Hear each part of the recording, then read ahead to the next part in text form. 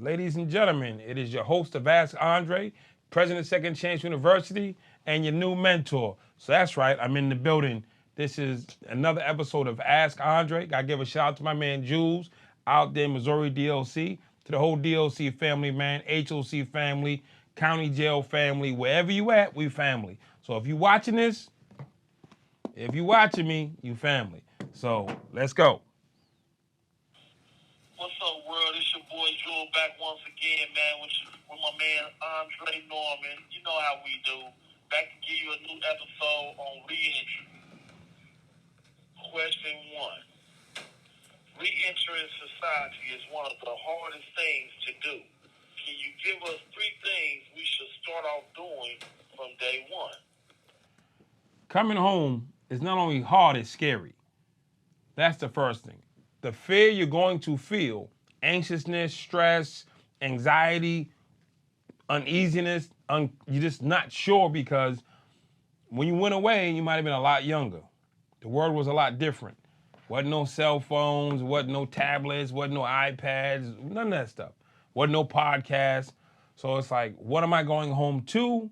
And am I ready for the world? So the first thing you can do, if you know you're going home soon, the best thing you can do is sit down on the rec yard and start meditating. You know what I'm saying? Get some breathing, like close your eyes, you know what I'm saying? Put your tongue to the top of your top of your mouth. Just breathe. Dre, what's that do with going home? You're gonna be in situations, it's gonna be stressful, and when you get that, you sit still, you go find your spot, you sit down and you breathe, and you remember the time that you were in the yard, and you're like, know something, everything's peaceful, everything's okay. So 1, learn how to meditate. Meditation through breathing. You're gonna be all like, hitting the bowls. Meditation through breathing techniques will help you calm down. That's the first thing. The second thing, you can't pick up where you left off. I don't know where you left off and who you were when you left. That's all done. You know what I'm saying? You're starting brand new. It's like when you first came in the penitentiary, the first time, not the second and third time, but the first time, you know what a rec yard was. You know what a child hut was. You know who was in whose organization. You didn't know nobody. It was your first day in county. And it's kind of nerve-wracking. You have to look at it like that. But the difference is there's some people you think you know. The first thing you need to understand is some people you think you know. They've changed. They're not who you left. Oh man, there goes Stevie. What's up, Stevie? That was my man. He might be into a whole bunch of stuff. He might have people looking for him. He might be on the run. He might be carrying. You don't know what Stevie doing. I'm not throwing dirt or salt on nobody. The objective to this is staying out, not getting out. So don't assume everybody's okay because you ain't heard nothing bad about them. You see, because if I'm selling crack, that's really not a bad thing in the hood. That's like, people glorify that. If I'm out here carrying pistols, nobody's really mad at me for that. If I'm out here trapping, nobody's really mad at me for that. If I'm busting moves on credit cards and scamming, nobody's mad at me for that. So it's all good. Like, we used to be in the street back in the day, nobody was mad at us for hustling. Nobody's still mad for hustling. So when you walk out, God forbid you're on parole or probation, you come around a dude who's out here hustling, and he's a known person, you be right back inside. So don't assume everybody's who you think they are. Take time, go find your space and chill, and they'll be there later. The third thing, hopefully you created a routine before you came home. Getting up in the morning, doing your prayers, doing your meditation, doing some reading, going for walks on the yard, you know what I'm saying? Have some programming, going to counseling. Because those things you did inside is what you're going to do outside. So hopefully you got some good habits together. And you say, you know something? These things got me out. Let me be the first to tell you, 25 years out here, they will keep you out. Question 2. As you return to society, how did you resist the temptations of this world? Well, I didn't resist all temptations. I got a real simple policy. There's legal, then there's illegal. I will not do anything illegal. Yo, Dre, hit me up. Yo, what's up, homie? I'm glad you out. Man, let's go hang out at the club, man. We pulling up tonight. We're going to celebrate. This is what I ask myself. If this goes bad, do I go to jail? Do I know anybody in prison that was at a bar or a club and a shootout broke out? Yeah. So this could go bad and turn into a shootout, and I go back to jail. Nah, homie, I'm busy. I can't make it. Yo, Dre, what's up, man? Man, that's some new wheels you got. I'm glad you're doing it. Can you help me go pick up my stuff from my girl's house? You know what I'm saying? You know we broke up. You should treat your girl like trash. She got a mouth like a sailor. She probably with somebody else right now. So when we pull up, she gonna come on the porch talking crazy. Her new man's gonna come on the porch. You gonna get to talking crazy. Then you and him gonna get to arguing. Next you know there's fireworks going off and we're on the run. Nah, here's 20 bucks, takes a taxi. I can't give you a ride because this is subject to go bad. Hey, Dre, let's go to an NA meeting. All right. Hey, Dre, let's go look for a job. All right. Hey, Dre, let's go to breakfast at such and such spot. Okay. Those are things that when people ask me, I ask myself one question. If this goes bad, do I go back? That's all you have to ask yourself. I've been asking for 25 years, and it's been working for 25 years. Question 3. What was the hardest thing for you, Mr. Norman, to resist in the world? The hardest thing for me to resist when I came home was saying yes to people who wanted me to help them or wanted to be around me. You know what I'm saying? Or saying no to people who wanted to be around me. So people always like pulling on you. First come home, they pulling on you. Everybody wants to be in your face. Everybody wants to be around. I'm like, dude, for 14 years you ain't been around. Why you pulling up now? And this is, I don't know what it is. It seems like everybody come home from prison for the first 6 months as a moving man. Yo, Dre, yo, can you come help me move? I got to help people move like 1,000 times. Like there was a sign on my head. Dre got out of prison. He's strong. He can move boxes. So the hardest thing for me to deal with was just finding my own space. Because I had so many people who were happy that I was home, wanted to engage me. And I needed to go slow because the world has sped up a lot. So the hardest thing was finding my own pace and not moving at the pace people thought I should be moving at. Because people had plans for my life and people had thoughts for me and this for me and that for me. But I needed to be in a space, in a place where I could enjoy it, engage it, and be able to handle it. Question 4. Mr. Norman, did you ever find yourself engaging in anything such as partying or dealing with old friends once you had got out and had to force yourself out of the situation so that you would stay free? Nah, I didn't have any situations where I felt, again, I knew the club, pathway to jail. The bar, pathway to jail. People's house parties, pathway to jail. All those spots, pathway to jails. Don't rock with them. So I knew going out that that's not what I wanted to do. And then I went to a program. Well, why you go to a program, Dre? Your family had houses, your girl had a house, everybody got a house. I know all these people who love me and have places for me to live didn't know how to help me. Me and my mother lived in the same house for 18 years. She loved me, I loved her. I went to prison. So I'm not gonna move back in the house with my mom and expect a different result.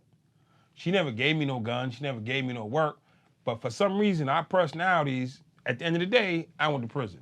So I'm like, nah, I love mom, but I need a new space where people are actively, positively going in one direction. So I got around a bunch of people and who were trying to go the right direction, and I fell in line. And I said, you know something? These ain't my type of people. These ain't the type of people I really hang out with. They ain't my flavor or my speed, but they're my same mindset. You know what I'm saying? I found people with the same mindset. They want to get over the hill, that hill. They ain't trying to get back over the wall. They trying to get over that hill. We would call them lames. We call them suckers. We call them whatever we want to call them. I'm saying with the exception of my little bro Dunn, the rest of them dudes were like, but sometimes you got to fall in line behind the sheep to get out of it, get off the mountain. You know what I'm saying? Because you just got to go down the hill. The wolf done ate. And when they come looking, they ain't taking no sheep. They're looking for the wolves. So I hid amongst the sheep, and I just walked my way down the hill, way over the mountain. I'm like, yo, me and my little bro, we're just like, yo, we out of here. Nobody's checking for these people. And they were going in a direction where there was no drama, no smoke, no nothing. Question 5. Did you ever have any run-in with your parole officer, And if so, how did you handle that to stay free? My first day out, I leave the prison, I go to the parole office. I go in there, and me and the lady's talking at a female parole officer, and she's telling me the rules, how stuff works. I'm listening. I had it in my mind before I came home, she was gonna be my point person. She knows more than anybody I know. Then I said, well, you know something? I get off parole in 18 months. She looked at her paperwork, she said, no, you get off in 4 years. I said, lady, I get off in 18 months. She said, no, you get off in 4 years. We started going back and forth. I'm getting a little bit aggressive. She's getting a little more aggressive. And I caught myself. I said, she's saying 4 years. I'm saying 18 months. Well, either way, we don't have to resolve it today. We got time. There was a place and space where I had to resolve this right now. I need to be right now. You're going to acknowledge that I'm right now. And I'm like, I was on that, you're going to tell me I'm right. And she was on some, you're going to listen to me because I'm right. I'm like, man, I'm about to crash out. I said, you know something? You're right. 4 years. And I walked out of there with the mindset of, I got 18 months to prove her wrong. It was probably like 2 months later, I came back in for another meeting. She said, hey, Norman, your new paperwork came in and they updated your dates. You were right, it was 18 months. I almost crashed out over nothingness because I had to be right then. And at the end of the day, I had a phenomenal parole officer. I do not remember her name, but I should, and I feel bad that I don't, because it was a great relationship. I couldn't ask for a better person. She gave me the rope, she gave me the string, she gave me the chance, she let me run, and it was all good, and I completed my parole with no problems. And the crazy part was, after I got off parole, I used to do programs around the city. She came to me one day, she said, hey, they're planning on closing the parole office where it is. They're looking for a new location. Can you help us? What do you think would be a good place? I was blown away that she asked me to help them find a new location. It was like a level of respect that I didn't understand or know that she had for me. So I didn't find one for them, but it was nice that she asked. Question 6. What advice can you give to someone who is being released but has absolutely nothing to go home to? If you're being released and you have nothing to go home to, my question is, what have you been doing for the last 5, 10, 20 years? There is no magic carpet at the front door. You know what I'm saying? There ain't no white horses and a carriage waiting on you. Whatever you left, which was nothing, or whatever you left is now gone. The entire time you've been walking the track, entire time you sit in the block chilling, watching TV, watching football on Sundays or whatever, you should have been planning and practicing to get your life together, being real like, yo, if you don't own a home, then you're homeless. If you don't have a job, then you're jobless. There's a lot of things that we have, but we can't walk around these prisons pretending that we okay until the last second be like, yo, you know I need some help, right? Dude, you was here for 12 years. Why are you telling me 3 days before you go home you ain't gonna know where to go? So we have to start telling ourselves the truth and being accountable. But if you're going home with nothing, I'm gonna answer the question. If you're going home with nothing, you must be going out on wrap up because parole, you can't walk out to nothing. So you're wrapping up your time, you're walking out the door, you're gonna have to find a shelter or a program, you know what I'm saying, and go there first. You might go to, they got shelters in every major city, you know what I'm saying, go to a shelter and start there. And when you come out of that shelter, the next morning, the first Monday, Tuesday through Friday, first weekday, shoot down to the DMV office and get your license. Get your state ID, or whatever you can get. You're gonna need some kind of ID. If the facility didn't get it for you, that's all right. Shoot out, go down to the DMV and get you a state ID. And keep your prison ID until you get that. You know what I'm saying? That's your thing. Stay down there every day to get your state ID because you're gonna need that. And then go to Social Security office, get your Social Security card. Those are the two things that you're gonna need off rip. If you're in the city that you were born in, go to City Hall and get a copy of your birth certificate. So within the first week, if you gotta stay online all day, get there 8 o'clock in the morning, half hour before they open, be the first one through the door, get your driver's license or your state ID. Go down to City Hall, stand online, it'll probably take you less than an hour to get your birth certificate. You know what I'm saying? At least in Boston, that's what it should take. And then go down to the Social Security office, you got your ID, you got your birth certificate, boom, now you get your social. Those 3 documents gonna help you immensely. Now you found that, now you can go find an Urban League, find an NAACP, going to a local church, going to a local synagogue, going to a local mass, go someplace and say, hey, where do they have services? You're not on parole. You're not on parole. You wrapped up. You can still walk into a parole office, ask to see a parole officer. It's like, hey, I just got out of prison 3 days ago. Where are they hiring? Where can I get someplace to stay? Where can I get something to eat? And they can go, because they know everything. Or they know a lot of stuff, not everything. So even if you wrap up and you're not on parole, you can still walk into a parole office. Police station, government agency. City hall, government agency. DA, government agency. Parole office, government agency. Probation office, government agency. So you can walk into a parole office, you can walk to a probation office. These are people who for the last 10, 20, 30 years of their life have done nothing but help people transition out of prison, into jobs, into housing, into work. So even though you're not on supervision, they still know. And I don't see a parole officer, man, get out of my office, beat it. You know what I'm saying? So go to a probation department, district or superior. You can go to district. I just came out of maximum security state prison. Go to a district, go to a district courthouse, a local courthouse, walk in, say, where's the probation office? Walk down, say, hey, I need to see you one of the probation officers. Hey, man, I just got out of jail. Can you give me some directions and some insights? And I'm sure they will. If the first one doesn't, go to the second one.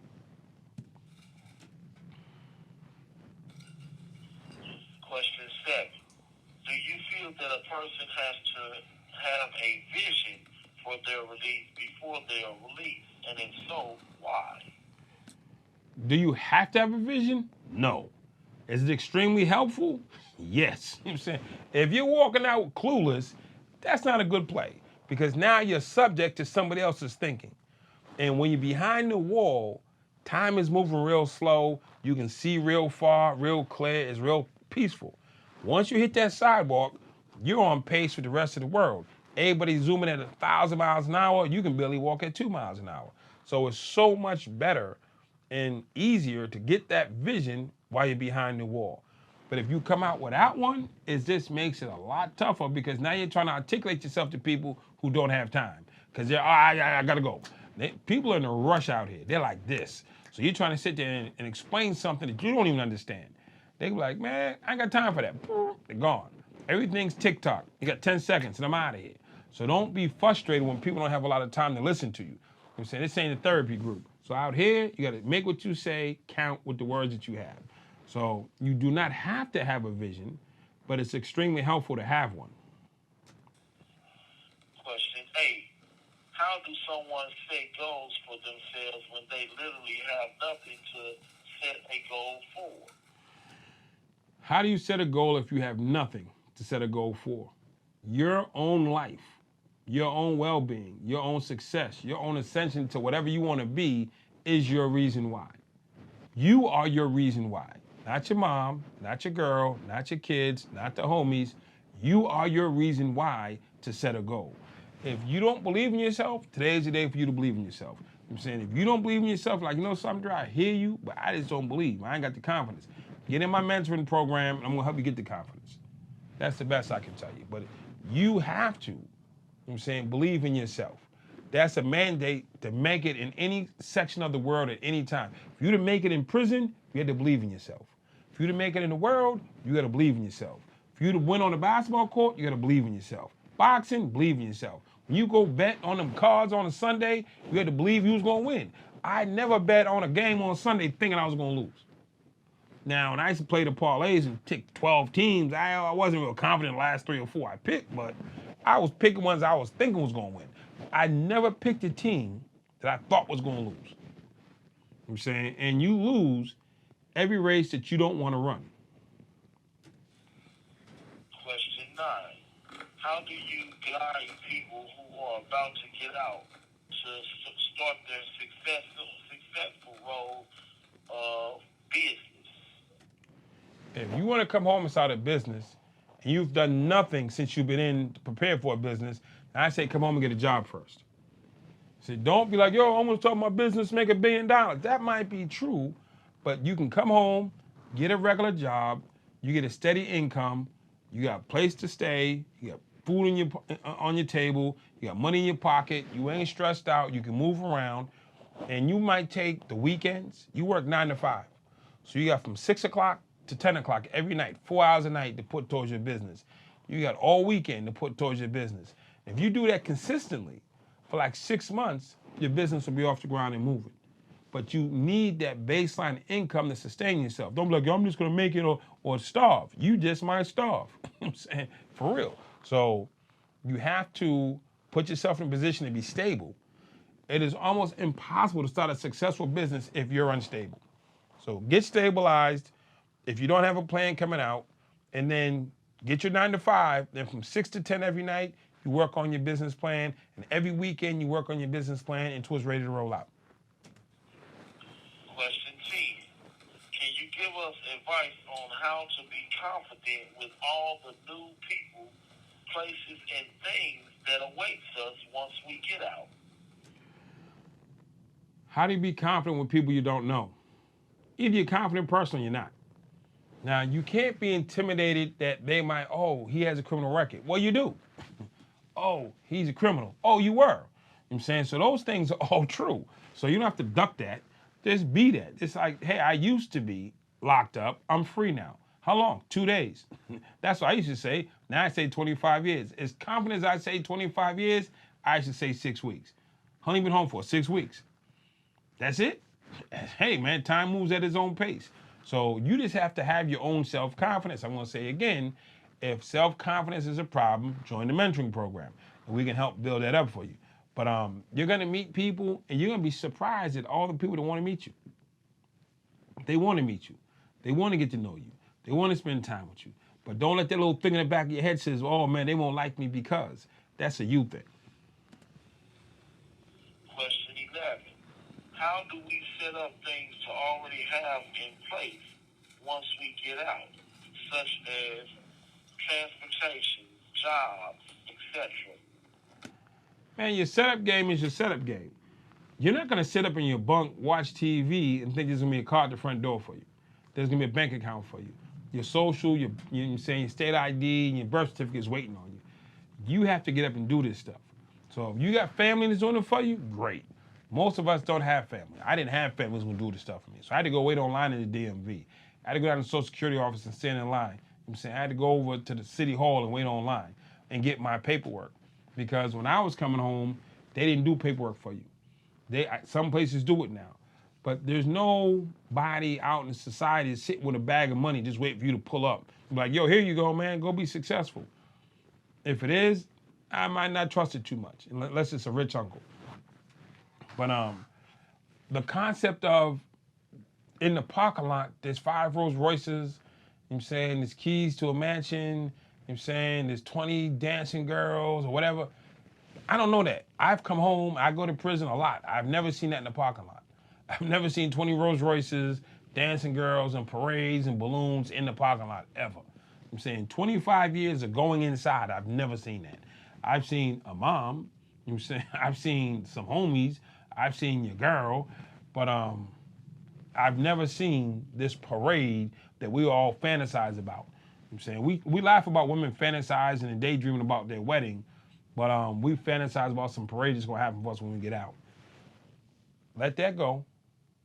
If you got it and you're one of the few who got that set up, cool. I'm not hating on you, but I didn't have that. I walked out the door with a brown paper bag and some paperwork. You know what I'm saying, and a dream and a plan in my head. I had to execute that. And that's okay. I started where I started, but look where I'm at now. Question 12. What do I do inside to make a release reality outside of the legal work? I'm gonna tell you, that's the first question. I had no idea what he was talking about. Oh, I gotta play that one again. I don't know what he said. Question 12. What do I do inside to make a release reality outside of the legal work? What do you do? I'm gonna just make up the question for you. How do you get out of jail minus legal work? You're in jail, you're stuck, you know what I'm saying, and you got a life sentence, you got a lot of years or whatever you got, and your legal remedies are gone. How do you get out? I can tell you the dude who mentored me, my mentor, his name is Tom Kuntz. He mentored me in programming. We weren't best friends and none of that stuff. He was from that side, I'm from this side. But he mentored me in programming. He's the first one that taught me how to talk to kids and how to give speeches and how to do programming, ask open-ended questions. I went through his program, him and a guy named Paul Robinson. And a few others, but those are the two main ones that taught me how to do this, the beginnings of this. And that guy had a life sentence for a crime that they said he committed. And all appeals are done, everything's done. But this man was one of the best programmers in the state of Massachusetts. He put in work beyond work beyond. He claimed he can say he helped start Andre Norman, and he tell the truth. He helped a lot of people like me get started. He helped a lot of kids get healthy and get on the right track. The governor of Massachusetts, I think it was 3 years ago, gave him a commutation, let him go home. Just like that. Wasn't any legalities, something. He said, you've shown us in these whatever amount of years, it was a lot of years, like 30 years, that you deserve another chance. And they gave it to him. Question 13. Do you have any tips for preparing for interviews on a job? How do you prepare? Tips for preparing for a job. A, if you're gonna go work at McDonald's, right now, you can go to the library, get an iPad on your phone, go watch videos about McDonald's. They have all these wonderful commercials. You know what I'm saying? No, if you say the name Andre, I start doing this. You know what I'm saying? You say Boston, I start doing this. You say Patriots, I'm like this. You know why? Because that's where I'm from. If you're from Oakland, I say Raiders, you probably start crying because they left. You know what I'm saying? But if I say the Saints, the Louisiana guys jump up. If I say the Bulls, the Chicago guys, people love to hear their own name and their own stuff. So before you go into this job interview, study the business. If you go to YouTube and put the business in, there's gonna be like tons of videos about that business. Maybe even about the person you're gonna interview with. So when you walk in, you're not just saying, hey, I'm a great candidate. Like, know something? That strategy you had about doing X, Y, or Z, man, I like that. I can get behind that. Like, we didn't ask you that, but I know this. Yeah, I understand your system. You just shifted over from using a 2X lens to a 1X lens. I'm hip to the adjustment already. Let them know that you spent some time investing in their business because you want them to invest their money and time in you. If you put forth no effort, why should they? Question 14. Do you recommend having a counselor or mentor to keep you focused once you're out? Counselor, definitely. I had a counselor, a therapist, both. Call it what you want. Wendy Champagne Williams in Boston. She was a phenomenal lady. I signed up and I went, I think, once a week. And that was the best time of my life to help me stay focused on the outside. Mentors, I've had Pat Dempsey, I've had Father Martin, I've had Tim Allen, I've had Natan Schaefer, I've had Deacon John McMillan, I have, my God, Tim Allen. I can give you tons. And they were there for me to hold me accountable and to hold my hand when I got off track and I just wasn't sure. And now you get to get me. So there is a mentoring program for you when you come home with your boy. You know what I'm saying? So when you want to sign, yeah, you might be better off with them people from that rec center because they can go for the BS. You can't run that to me. I'm gonna hold you accountable in real time. If you really want to be held accountable, get in Second Chance Mentoring Program. If you want to play games or you ain't sure you want this type of heat, because I'm coming with the heat, I won't make you great. If you want to be great, don't sign up with me. You want to be average, that's down the street. But yes, get a counselor, get a mentor. If you want greatness, call me. Question 15. Mr. Norman, was all the residue of your past gone once you stepped out of the prison, or was you still working on yourself? I'm still working on myself today. My communication skills aren't where they should be. I'm saying my humbleness isn't where it should be. My gratitude isn't where it should be. My thankfulness isn't where it should be. Man, listen, you will be working on yourself for the rest of your life. Unless you just quit and start getting high or drinking and get some dead-end job and going in a circle. If you're actually elevating in life, you're steady working on yourself. It's impossible to grow and not work on yourself. It's not the external things that stop me from growing, it's the internal things that stop me from growing. So I'm always doing the work because I want to get bigger, higher, greater, and do more. Question 16. Do you know of any reentry programs inmates need once they are out? What program do you need? If you have a substance abuse problem, you need some kind of drug addiction. If you have any kind of trauma, which is everybody who's coming home, you need to be in some kind of mentoring or counseling program. If you're trying to actually find a way, listen, LeBron James, Michael Jordan, Tiger Woods, Denzel Washington, every great actor, every great businessman has a coach. Has a coach. You know what I'm saying? You can go to YouTube, like you think I'm joking, go to YouTube, Google your favorite athlete and put practice. And you'll see him at practice with a coach telling him what to do, giving him instructions. You're no different. Saying you need instruction, you need people to help you, walk you through. So the one thing everybody needs to do is get at least a mentor. At least a mentor. And we'll tell you how to pick a mentor later. But again, you can always pick me. I'm biased. You know what I'm saying? What I know? What do I know? 25 years free, worked at the White House, worked at Harvard, worked at London Business School, traveled to 27 countries. What do I know? You know what I'm saying? Only one on the platform coming to you live, right this, me to you. Ain't nobody coming on the platform doing me. I'm like, yo, what's up, y'all? Come on. Y'all in there? I'm coming in there. Ain't nobody else coming in there like this. So, holla at your boy. Question 17. In your words, what is the steps to reentry? In my words, the steps to reentry is self-forgiveness, self-governance, self-actualization, self-determination, and then self-discipline. Those are my words. You need to look inside, be clear who's inside, clean it up, fix who's inside, then project out the strength and the stability of who's inside, and be clear and intentional about what you want to do, then go do it. You don't need permission, unless you're on parole probation. You don't need permission. You don't need to ask somebody to be great. You just got to be great. My friends, my mentors try to stop me from being, don't go so fast, Dre. Why? Because you can't go this fast? I should run at your pace? No. If you're my mentor, let me run at my pace. You're going to fail countless times. Oh, you're going to fail if you do it like that. Yes, I want to fail. You know why? Because every failure is a lesson. And if you don't learn, you can't grow. You will never grow up in this world if you don't fail. Little baby, you used to fall down all the time until you got it. You know what I'm saying? All those things are true. So I want to fail. The faster I get to failing, the faster I'm going to get to success. Because you very rarely will go from 0 to 100 and not make any mistakes.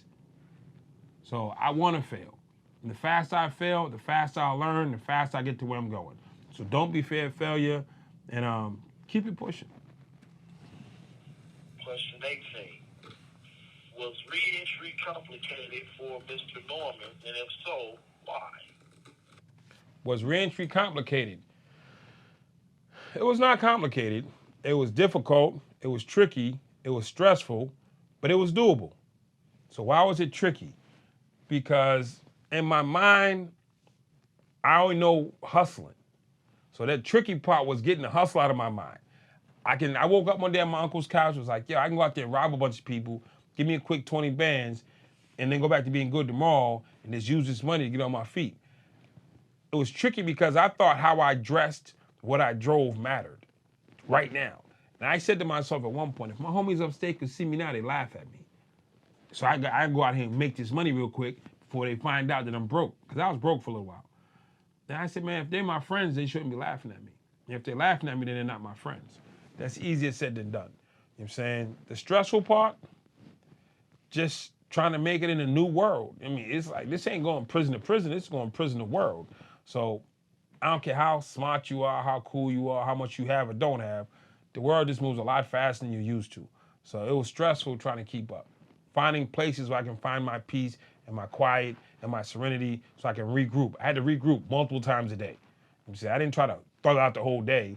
I would take 5-10 minutes throughout the day and just go dip off by myself and breathe and reflect and like, okay, Dre, you got this. I self-talked my way through a lot of it. You know, another piece, dealing with old friends. You know what I'm saying? I ran into my old girl. Her girlfriend knew me as a stick-up kid. She liked the stick-up kid. You know why? I was brash, I was assertive, you know what I'm saying? I was that dude, I got respect. She felt good walking next to me because anyone gonna mess with me because Dre got you and all the rest of that stuff. And then that's the Dre she wanted. She didn't want Andre, the motivational speaker, Andre to go to schools, Andre to go back into prison, Andre does a podcast. Nah, that guy's corny. I want Andre, you know what I'm saying, the invincible. That dude who was out here in the streets putting in work, tearing stuff up, getting the bag. We can walk in any club. We ain't worried about spending money. We got this. I had to let her go because she had an expectation of me that I didn't have. And for us to get tangled up again, she's always going to try to drift me back to that guy. You know what I'm saying? Because she liked that guy. You know what I'm saying? And I don't want to be that guy, and that's what the guy she likes. So I'm like, you might need to go find you another hustler. There's another stick-up kid out there somewhere. You know what I'm saying? I can't be him again. So that was one of the hard parts.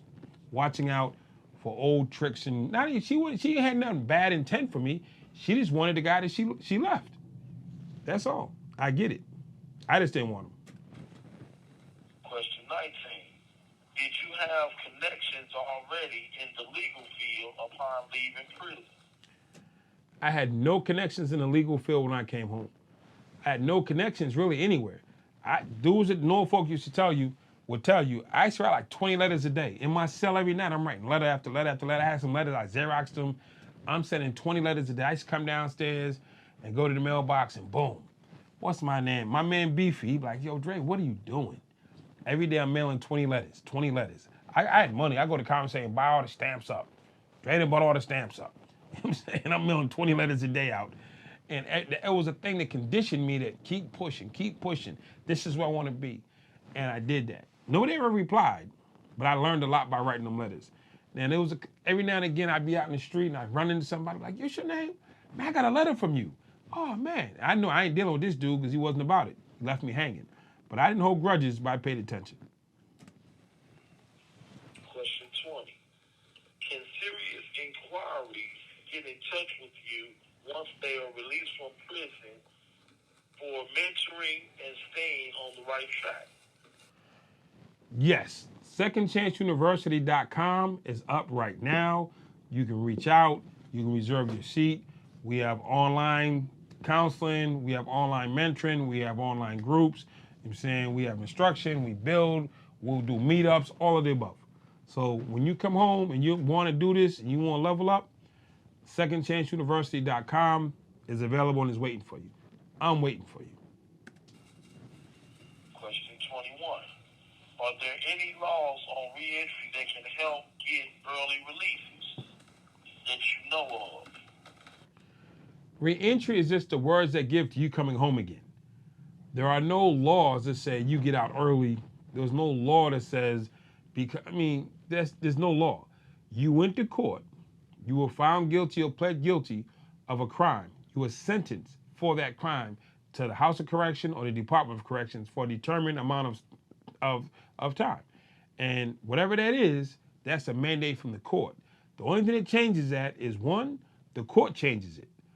A judge someplace decides that time should be altered. There's a minimus with your name on it. And it says, Johnny, 10 years flat. Or Johnny, 10 years, 85% to do. And you have to do 8.5 flat. So the only thing that changes that 8.5, if you had a mandatory, or they got the truth in sentencing, is the judge. You can't go get a job, you can't earn credits, you can't do none of that. If you got 10 years with 85% to do, you're doing 85%. So when that time comes, now you could go lower security. You can go from max and medium to minimum, the pre-release. There's nothing stopping you from being in the pre-release on an 8.5, but there's no law that says you get out just because you were a nice guy. Now, let's say you got that same 10 years, but it's not at 85%. Now you can earn jail credits. That means if you go to school, you get credit. If you work, you get credit. If you're in programs, you get credit. And what else?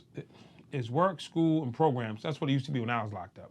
Then sometimes they give it to you for staying out of trouble, depending on where you're at. And most places do jail credit, some don't. So I'm like, yo, Dre said I can get jail credit. If your state or your county doesn't do jail credit, that's between you, your state, and your county. But the ones who do, in Massachusetts, you could earn 7.5 days a month, 2.5 for working, 2.5 for programs, 2.5 for programs, counts, and school. So you get 7.5 days every month will come off my sentence. So every month they would recalculate my date. They put me in for my jail credit, boom, 7.5 days, comes off my sentence. You know what I'm saying? So that's 75 plus 15, you know what I'm saying, 90 days a year. You're taking 3 months a year off your sentence. So instead of doing 12 months, you're doing 9. Your years are now 9 months, it's a 9-month year. And you got 10 years, I'm saying you're gonna do that down to like 7 if you get into jail credit, if you have a state that has jail credit. Well, Dre, they took out jail credit. Then you have to file some kind of paperwork in the state and ask them to reinstate the jail credit. But for those who have it, it's super important to get. I remember I spent probably 2 or 3 years, no job, no school, no programs. I was just giving up free days. I was just agreeing to do extra 7.5 days a month. Nobody really hit me to the game. So homies were like, yo, let's go walk the yard. Man, I could have been walking home 3 years earlier had I got a job day one, but I was too busy being cool. Question 22. How do you build a support team from inside of here? How do you build a support team from inside? There are programs, there are churches, there are agencies, there are nonprofits, there are political people who want your expertise and experience, who need your insight, who need your involvement, who are just committed to helping people like you. So you have to find the people who are looking for you. So if I'm a programmer in the hood and I got a bunch of crazy kids, I need someone to come mentor them and you're the guy, then I'm looking for you. If I'm in the hood and I'm trying to help kids on drugs and you've been on drugs, I'm looking for you. Whatever, I mean, people need help. People need help. And for those who don't understand, most of the people in free society don't want to work. You can be Uber driver, you can do Amazon, you can do YouTube, there's so many things you can do now that you don't have to get a real job. So many companies are struggling to find employees that they're almost to the point where it's us or nothing. So we need to be them employees. So people are looking for you. So you can build a network by building yourself up. I said to my man, we're at the jail, I'm like, yo, man, find me a girl out there. You know what I'm saying? Because I'm like, I ain't been out 14 years. Yo, you got to plug me in with somebody real good. I don't want no prison chick. I don't want no craziness. I want somebody who's really, really doing something good. Because I've been single for a minute. He was like, Dre, all you do is get out. I said, no, you don't understand. Man, I need you to find me somebody great, man. Tell me where to go. He says, Dre, you don't understand. And I used to harass this dude about finding me somebody. And he was like, don't worry about it. That's why he kept telling me. When I finally walked out, 32 years old, single, in shape, you know what I'm saying, no kids, you know what I'm saying, head on my shoulders, had a goal, I was in college, I'm doing the right, man, they were lined up around the block. Every girl in the city is like, what? He's in college, he's a great speaker, he's out here, he's shiny, you know what I'm saying, all the good stuff, you know what I'm saying, they were lining up. I was like, wow. And he said, I told you, there's a drought of good men. A drought. Now, we don't think from birth to now that we want to be married. The average woman thinks from birth to now, I want to be married, and they're looking for a husband. You might be it. You know what I'm saying? And for the ladies, you know what I'm saying, there's a good guy out there for you, but I'm talking to the guys on this one. So there's somebody out there for you. But you have to be ready to receive them. So get yourself together. Question 23. What is your secret to staying free 25 years and being a success story for everybody? My secret is not a secret. If I'm saying it on film, it's not a secret. That's the first thing. So my secret is, if this goes bad, well, I go to jail. I get up every morning. I say I want to help somebody. You know what I'm saying? And my whole life is centered around servants. So if I'm trying to not do anything illegal, and I'm trying to help people, and I'm out trying to serve, those people don't go to prison. They don't go to prison. I remember I had a big house back in the days, and I lost my job, and I'm going through stuff. I had a jar like this. It was bigger than this, full of coins. I took the coins, dumped them on my table, and from my big house, I'd go on my kitchen counter. It was a little bit bigger than this table, and I counted up like $5 in quarters. I go down to the store, box of Frosted Flakes, peanut butter and jelly, and some bread. Back to the crib. Boom.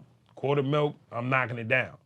Big Dre, I got clothes upstairs, I got coats, I got hats, I got shoes, I got belts, I got custom fitted stuff. I had a 1,000-foot custom built room. Everything you imagine. But I'm eating out of a change jar. I don't know, for 2 months, 3 months, whatever. It just was one of them times where stuff didn't go my way, and I'm home eating out of my change jar. And I count dimes, nickels, and quarters, corner store, box of Frosted Flakes, quarter milk, peanut butter and jelly, and some bread. I'm to the crib with it. And you're gonna have those days.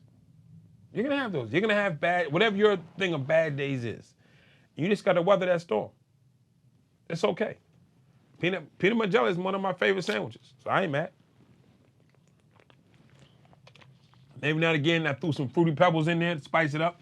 You know what I'm saying? But on a good day, I go ahead and splurge, get the Fruity Pebbles. But everything's not gonna be skyrocketing stars every single day. And it's okay. Be ready, not for the great days, be ready for the downhill. Question 24. How do you apply for housing if you don't have any family support after doing so many years in prison? Okay, how do you apply for housing? In some cities, in some counties, people with criminal records can't live in public housing. That's first. I don't know what city you're in, I don't know what county you're in, so I don't know the laws in your state, but you might run into that. So there are places that you can rent from. It's a matter of looking them up in your town. So before you come home, you want to start reaching out to the housing authority and getting a policy. People who did go home on parole, they messed up, find out where they stayed and how they stayed, and start asking people. I am more than positive you're in prison and there's 500 people there, there's at least 50 parole failures. People came back on parole. Talk to them. They know what the programs are. They might not have done the best with it, but they know what the stuff is. So go talk to who's available to you. Then you go over to the church. Go over to the, you know what I'm saying? The priests, the nuns, the pastors, the imams. They can help you find that type of information too. Your reentry coordinator or your caseworker may or may not have the time and the bandwidth because they got a whole caseload to do that for you. But the clergy, the chaplains, and can definitely do that. Definitely do that. Now again, if you've never been to any of the services, be respectful, show up for a couple of services first. Question 25. Give us your own words of encouragement to all the brothers or sisters who are coming up on release. My word of encouragement to you is simple. I started out a high school dropout, psychopath, thought I was winning, banging hard in jail. I realized I was wrong. I was on the wrong path. I had greatness in me that was better than what I was doing, but I had to make a change. I made the change. I have my same friends, but I don't give in or give out the things I used to back in the days. And I didn't turn my back on nobody. I just turned my friends to me. And I started worrying about me versus everybody else. And my goal was if I can get out, I can come back and get my friends. And I did that. So I want you to know that irregardless if you're in solitary, if you're in PC, if you're in Supermax, if you're on death row, I'm saying if you're down the river, I'm saying if you're behind the wall, it doesn't matter. It doesn't matter. If you're hearing me right now, if you're in there, if you can hear me, yo, wake up. Dude, this is a whole new world. This is the world, the universe being allowed me to touch you to say it's not over. Yo, Dre, but you don't understand. No, you don't understand. It's not over. My words of encouragement is it's not over. I've done this a few times already. I'm gonna do it again today because you asked me. Words of encouragement. How do I encourage people that not to give up?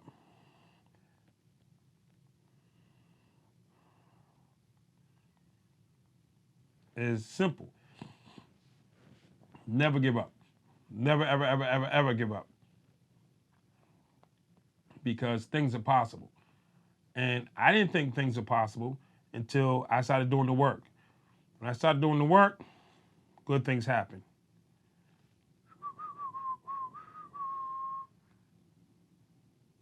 Aha.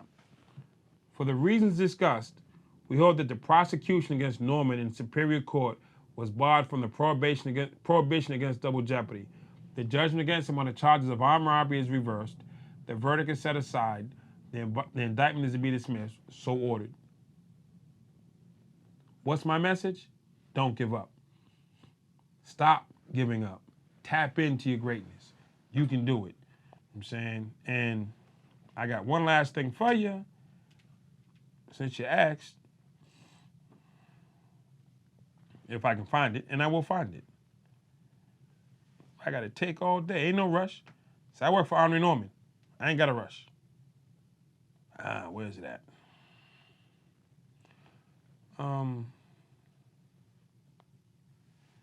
There it goes. Are you ready? This is my closing. Our deepest fear is not that we are inadequate. Our deepest fear is that we are powerful beyond measure. It is our light, not our darkness, that most frightens us. Your playing small does not serve the world. There is nothing enlightening about you shrinking so that other people won't feel insecure around you. It is not just in some of us, it's in everyone. As we let our own light shine, we consciously give other people permission to do the same. As we are liberated from our own fears, our presence automatically liberates others. So let my presence liberate you today. And believe that you were designed, given life for a purpose. And if you believe your purpose is to be in a cell and condemned, then that's you believing in the devil. You are not created for this. This is a place that you find yourself, but this is not the place where we're going to find you 10 years from now, 20 years from now. When they rolled a stone back, it says, why are you looking for me in a tomb? Don't go to a cell looking for Andre Norman. Come into the world. I'm waiting on you.